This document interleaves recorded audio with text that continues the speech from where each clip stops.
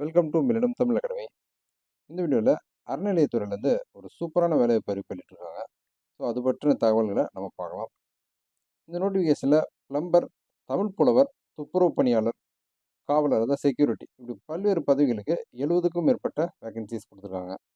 So இந்த வேலைக்கான கல்வி தகுதி என்ன, எப்படி நம்ம அப்ளை பண்ணுறது, இந்த முக்கியமான இன்ஃபர்மேஷன் தான் இந்த வீடியோவில் நம்ம பார்க்க போகிறோம். ஸோ ஃபுல் இன்ஃபர்மேஷன் தெரிஞ்சுக்க வீடியோவை ஸ்கிப் பண்ணாமல் பாருங்கள். நம்ம சேனலில் வரக்கூடிய லேட்டஸ்ட் கவர்மெண்ட் ஜாப் மற்றும் கவர்மெண்ட் ஸ்கீம்ஸ் பற்றின அப்டேட்லாம் நீங்கள் தொடர்ந்து தெரிஞ்சுக்க நம்ம சேனலை சப்ஸ்கிரைப் பண்ணிக்கோங்க. இந்த யூஸ்ஃபுல்லான வீடியோவை உங்கள் ஃப்ரெண்ட்ஸ் நிறைய பேருக்கு ஷேர் பண்ணுங்கள். இந்த நோட்டிஃபிகேஷன் வந்து அருள்மிகு ராமநாத சுவாமி திருக்கோயில் ராமேஸ்வரம், அங்கேருந்து இந்த நோட்டிஃபிகேஷன் கொடுத்துருக்காங்க. நோட்டிஃபிகேஷன் வெளியான நாள் வந்து 7/2/2025. ஸோ இந்த ராமேஸ்வரம் ராமநாத சுவாமி கோயில் இதில் என்னென்ன வேகன்சிஸ் கொடுத்துருக்காங்க அப்படின்றத நம்ம பார்க்கலாம். ஃபஸ்ட்டு தமிழ் புலவர் கேட்டிருக்காங்க. Number of vacancy 1.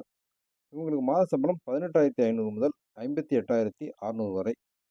மாநிலத்தில் உள்ள ஏதேனும் ஒரு பல்கலைக்கழகத்தில் தமிழ் பாடத்தில் பிலிட் அல்லது பிஏ அல்லது எம்ஏ அல்லது எம்லிட் பட்டம் அல்லது அதற்கு இணையான கல்வி தகுதி பெற்றிருத்தல் வேண்டும் மற்றும் திருமுறைகள் ஒப்பித்தலில் திறன் பெற்றிருத்தல் வேண்டும். ஸோ நீங்கள் வந்து பிஏ பிலிட்டு அல்லது எம்ஏ எம்லிட்டு தமிழ் லிட்ரேச்சர் பண்ணியிருக்கணும் அப்படின்னு சொல்லியிருக்காங்க. ஓகே, இது வந்து தமிழ்நாட்டில் இருக்கக்கூடிய எந்த ஒரு பல்கலைக்கழகத்தில் பண்ணியிருந்தீங்கனாலும் நீங்கள் விண்ணப்பிக்கலாம். ஸோ இது போக வந்து திருமுறை ஒப்புவித்தல், அதாவது மனப்பாடம் பண்ணி அந்த திருமுறைகளை ஒப்பிக்கிற அந்த திறன் பெற்றிருக்கணும் அப்படின்னு சொல்லியிருக்காங்க. ஓகே, இது அந்த தமிழ் புலவர் அந்த பதவிக்கான கல்வி தகுதி. இதில் நம்பர் ஆஃப் வேகன்சி 1 கொடுத்துருக்காங்க. அடுத்து வந்து பிளம்பர். இதில் வந்து மாத சம்பளம் 18,000 முதல் 56,900 வரை. இவங்க வந்து அரசு அங்கீகாரம் பெற்ற தொழில் பயிற்சி நிறுவனம் ஐடிஐ நிறுவனத்தால் வழங்கப்பட்ட பிளம்பர் பாடப்பிரிவில் சான்றிதழ் பெற்றிருத்தல் வேண்டும் மற்றும் தொடர்புடைய பிரிவில் 5 ஆண்டுகள் அனுபவம் அல்லது 2 ஆண்டுகள் தொழில் பலன் அப்ரெண்டிஷிப் அனுபவம் பெற்றிருக்க வேண்டும். ஸோ நீங்கள் வந்து ஐடிஐ பண்ணியிருக்கணும், வந்து 5 வருஷம் எக்ஸ்பீரியன்ஸ் இருக்கணும் அல்லது அப்ரெண்டிஷிப் 2 வருஷமாக பண்ணியிருக்கணும் அப்படின்னு சொல்லியிருக்காங்க. ஸோ இதான் இந்த பிளம்பர் பதவிக்கான நம்ம கல்வி தகுதி. இதுலேயே நம்பர் ஆஃப் வேகன்சி 1 கொடுத்துருக்காங்க.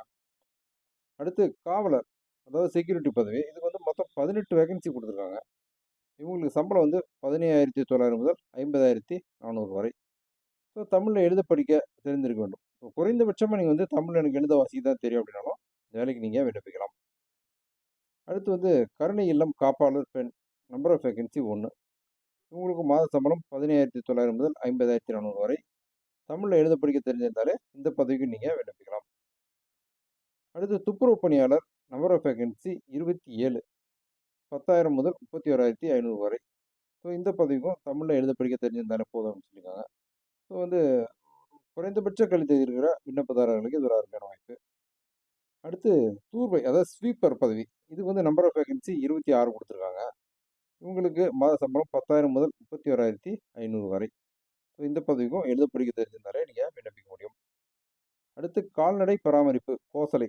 Number of vacancy 2. இவங்களுக்கு மாத சம்பளம் 10,000 முதல் 31,500 வரை. தமிழில் எழுத படிக்க தெரிஞ்சிருந்தாலே போதும், நீங்கள் இந்த பதவிக்கு விண்ணப்பிக்க முடியும். இந்த விண்ணப்பங்கள்லாம் அனுப்ப வேண்டிய முகவரி வந்து இணை ஆணையர் செயல் அலுவலர் அருள்மிகு ராமநாத சுவாமி திருக்கோயில் ராமேஸ்வரம் நகர் மற்றும் வட்டம் ராமநாதபுரம் மாவட்டம் 623-526. ஸோ இந்த முகவரிக்கு தான் நீங்கள் வந்து அனுப்பிச்சிருக்காங்க. ஸோ விண்ணப்பம் அனுப்ப வேண்டிய கடைசி தேதி 12/3/2024 அன்று மாலை 5:45 மணிக்குள் விண்ணப்பங்கள் வரவேற்கப்படுகின்றன. ஸோ லாஸ்ட் டேட்டுக்கு முன்னால் வந்து நீங்கள் அப்ளிகேஷன்ஸ் வந்து நேர்லையோ அல்லது தபால் மூலமாக உங்களுடைய விண்ணப்பங்கள் வந்து போய் சேர மாதிரி பாருங்கள்.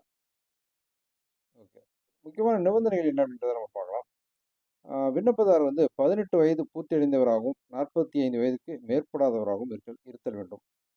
இந்து மதத்தை சார்ந்தவராக இருக்கணும், இறை நம்பிக்கை உடையவராக இருத்தல் வேண்டும், தமிழ்நாட்டை சேர்ந்தவராக இருத்தல் வேண்டும். ஸோ நீங்கள் வந்து இந்து மதத்தை சார்ந்த இறை நம்பிக்கையுடைய தமிழ்நாட்டை சார்ந்தவராக இருக்கணும் அப்படின்னு சொல்லியிருக்காங்க. ஓகே, ஸோ இந்த நியமனம் வந்து அந்த அதாவது அறநிலையத்துறை அரசாணை எண் கொடுத்துருக்காங்க. ஸோ அந்த விதிகளுக்கு உட்பட்டது அப்படின்னு சொல்லியிருக்காங்க. ஓகே, அடுத்து வந்து நேரடி நியமனம் இந்து சமய அறநிலையத்துறை சட்ட விதிகளுக்கு உட்பட்டவை. ஓகே, நீதிமன்றத்தில் தண்டனை அடைந்தவர்கள், பட்டா கடனை தீர்க்க முடியாதவர்கள் என நீதிமன்றத்தால் தீர்மானிக்கப்பட்டவர்கள், அரசு பணியிலிருந்து பொது ஸ்தாபனங்களில் இருந்தும் பணிபுரிந்து தண்டனை காரணமாக பணி நீக்கம் செய்யப்பட்டவர்கள், திருக்கோயிலுக்கு எதிராக வழக்கு தொடர்ந்தவர்கள், அவர்களின் வாரிசுதாரர்கள் ஆகியோர் மேற்படி பணிக்கு விண்ணப்பிக்க தகுதியற்றவர்கள்.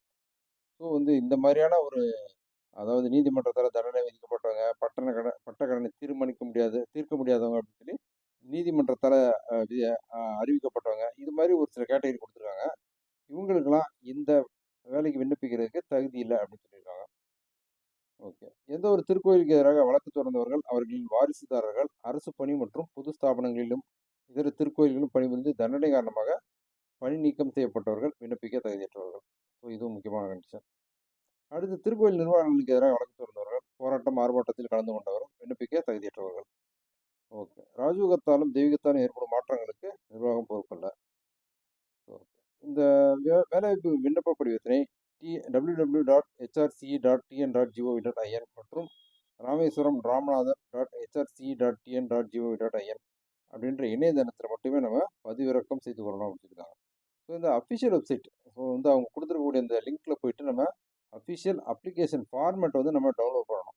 ஸோ அதை தான் நம்ம வந்து ஃபில்அப் பண்ணி சப்மிட் பண்ணணும் அப்படின்னு சொல்லியிருக்காங்க. ஓகே. வலைதளம் உள்ள விண்ணப்ப படிவம் அல்லது வேறு வடிவில் தட்டச்சு செய்தோ நகலெடுத்தோ வடிவங்களில் வரப்போகிற விண்ணப்ப படிவங்கள் ஏற்றுக்கொள்ளப்பட மாட்டாது. ஓகே. ஓகே. நீங்கள் அதாவது அஃபிஷியல் வெப்சைட்டில் இருக்கக்கூடிய அந்த அப்ளிகேஷன் ஃபார்மேட் அல்லாமல் வேறு வடிவில் நீங்கள் வந்து தட்டச்சு செய்து அல்லது ஜெராக்ஸ் எடுத்து நீங்கள் வந்து அப்ளிகேஷன் சென்ட் பண்ணீங்க அப்படின்னா அது வந்து ஏற்றுக்கொள்ள மாட்டாது அப்படின்னு சொல்லியிருக்காங்க.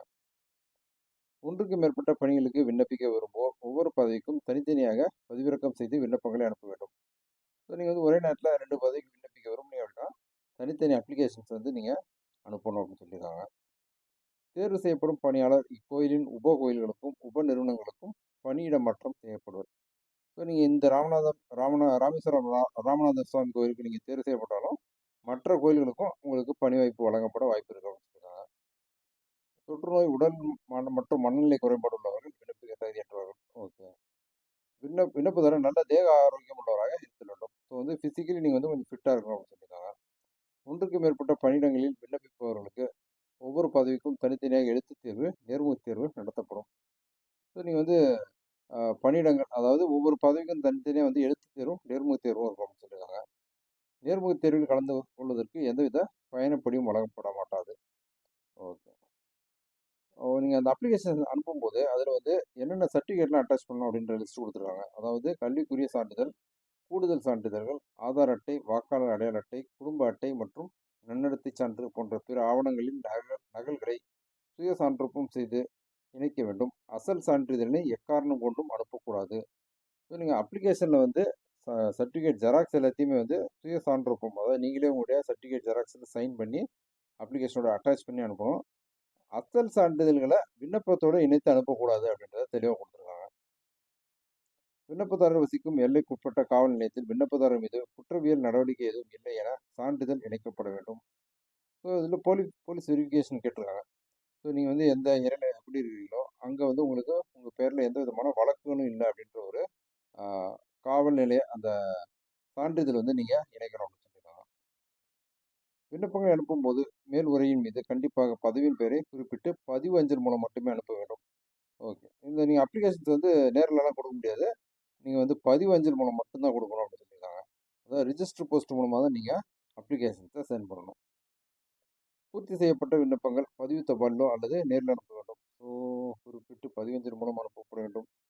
ஸோ விண்ணப்பங்கள் வந்து 2 விதமாக கொடுக்கலாம் அப்படின்னு தான் சொல்லியிருக்காங்க. விண்ணப்பங்களை அனுப்பும்போது மேல்முறையின் மீது கண்டிப்பாக பதவி பெயரை குறிப்பிட்டு பதிவஞ்சல் மூலம் அனுப்ப வேண்டும் அப்படின்னு கொடுத்துருக்காங்க. பூர்த்தி செய்யப்பட்ட விண்ணப்பங்கள் பதிவு தபாலிலோ அல்லது நேரிலோ அனுப்ப வேண்டும் அப்படின்னு சொல்லியிருக்காங்க. ஸோ 2 ஆப்ஷனுமே இருக்குது உங்களுக்கு.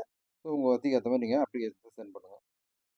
இந்த வேலைவாய்ப்பு அறிவிப்பு வெளியிடும் தேதிக்கு முன்னதாக வரப்பெற்ற விண்ணப்பங்களும் 12/3/2025 மாலை 5:45 மணிக்கு பின்னர் வரப்பெறும் விண்ணப்பங்களும் நிராகரிக்கப்படும். ஸோ உங்களுக்கு அந்த லாஸ்ட் டேட்டுக்கு பின்னால் வந்து நீங்கள் அப்ளிகேஷன் சென்ட் பண்ணி அப்படின்னா உங்களுடைய விண்ணப்பம் வந்து ரிஜெக்ட் ஆயிரும் அப்படின்னு சொல்லியிருக்காங்க. ஸோ அந்த கடைசி தேதிக்கு முன்னால் உங்களுடைய அப்ளிகேஷன்ஸ் வந்து போய் சேர்ற மாதிரி பாருங்கள். விண்ணப்ப படிவத்தில் விவரங்கள் முழுமையாக பூர்த்தி செய்யப்படாமலும் கேட்கப்பட்ட சான்றிதழ் நகல்கள் இணைக்கப்படாமலும் வரப்பெறும் விண்ணப்பங்கள் ஆரம்ப நிலையிலேயே நிராகரிக்கப்படும். தகுதியான விண்ணப்பங்கள் மட்டுமே பரிசீலனைக்கு ஏற்றுக்கொள்ளப்படும். ஓகே. அரசிதழ் பதிவு பெற்ற அதிகாரியிடம் நன்னடத்தை சான்று பெற்று சமர்ப்பிக்க வேண்டும். வேலைவாய்ப்பு அறிவிப்பு பட்டியலில் கண்ட வரிசை நாளில் குறிப்பிட்டுள்ள பணியிடத்திற்கு பெண்கள் மட்டுமே விண்ணப்பிக்க வேண்டும். ஸோ உங்களுக்கு கிட்டத்தட்ட ஒரு 33 அந்த முக்கியமான 36 விதமான அந்த முக்கியமான கண்டிஷன்ஸ் கொடுத்துருக்காங்க. ஸோ முழுமையாக படித்து பார்த்துங்க. குறிப்பாக வந்து உங்களுக்கு 12/3/2025 அன்று மாலை 5:45 மணிக்குள்ள அப்ளிகேஷன் போய் சேரணும். உங்களுடைய விண்ணப்பம் வந்து அஃபிஷியல் வெப்சைட்டில் தான் நீங்கள் டவுன்லோட் பண்ணணும்.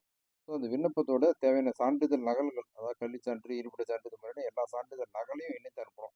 இதெல்லாம் முக்கியமான கண்டிஷன். ஸோ இது போக நிறைய கண்டிஷன்ஸ் கொடுத்துருக்காங்க. ஸோ முழுமையாக பார்த்துங்க.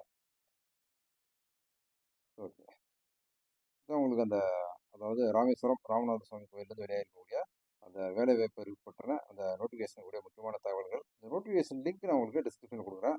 ஸோ நீங்கள் இந்த லிங்க்கில் போய்ட்டு நீங்கள் அஃபிஷியல் நோட்டிஃபிகேஷன் மற்றும் அந்த அஃபிஷியல் அப்ளிகேஷன் ஃபார்மேட்டு இதெல்லாம் நீங்கள் டவுன்லோட் பண்ணி நீங்கள் வந்து கடைசி தேதி மூலம் விண்ணப்பிங்க. குறிப்பாக வந்து தமிழ் எழுத படிக்க தெரிந்த, அதாவது குறைந்தபட்ச கல்வி தகுதி இருக்கிறவங்களுக்கும் இது ஒரு அருமையான வாய்ப்பு. ஸோ தகுதியில் விண்ணப்பதாரர்கள் இந்த வாய்ப்பை பயன்படுத்திக்கோங்க. ஸோ இந்த சூப்பரான அறநிலைத்துறை வேலைவாய்ப்பு பற்றி இந்த வீடியோவில் நான் ஷேர் பண்ண இன்ஃபர்மேஷன்லாம் உங்களுக்கு ரொம்ப யூஸ்ஃபுல்லாக இருக்கும்னு நான் நம்புகிறேன். ஸோ இந்த வீடியோ பற்றின உங்களுடைய கருத்துக்களை கமெண்ட்டில் ஷேர் பண்ணுங்கள். நம்ம சேனலில் இருக்கக்கூடிய latest government job, government schemes பற்றின அப்டேட்லாம் நீங்கள் தொடர்ந்து தெரிஞ்சுக்க நம்ம சேனலை சப்ஸ்கிரைப் பண்ணிக்கோங்க. இந்த யூஸ்ஃபுல்லான வீடியோவை உங்கள் ஃப்ரெண்ட்ஸ் நிறைய பேருக்கு ஷேர் பண்ணுங்கள். மீண்டும் இன்னொரு வீடியோவில் சந்திப்போம்.